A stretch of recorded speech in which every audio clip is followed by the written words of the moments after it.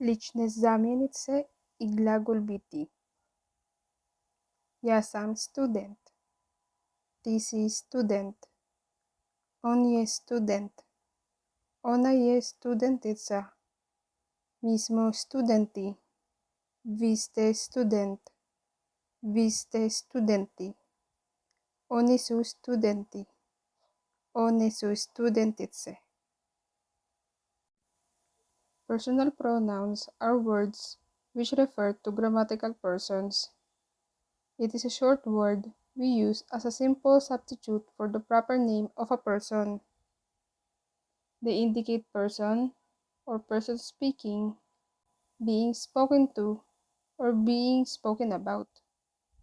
Also, it is not limited to people. They can be animals, things, ideas, etc.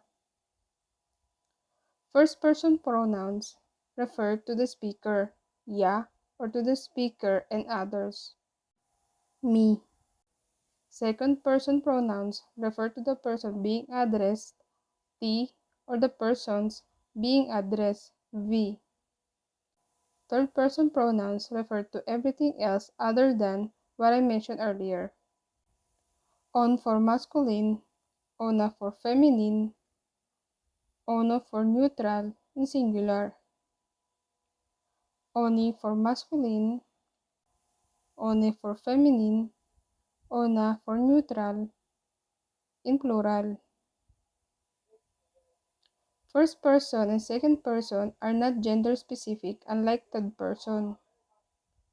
When talking about a group of people consisting both males and females, the pronoun oni is used. The second person plural personal pronoun we is used in formal addressing of a single person, like a senior, a known person, or to a person you are speaking with respect. Also, it's always written in capital letter. Verbs or glagoli are action words. Every sentence has a verb. Verbs in the Croatian language change their form when used in a sentence.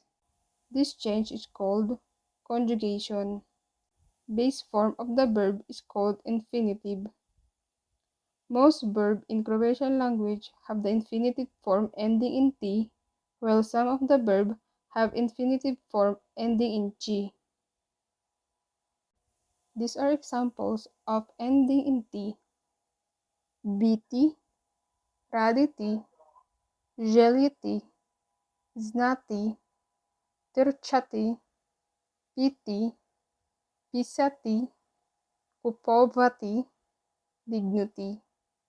And these are examples of infinitive ending in chi: ichi, peci, doci, reci, moci. Glagol biti. Nenaglašený krátký oblík.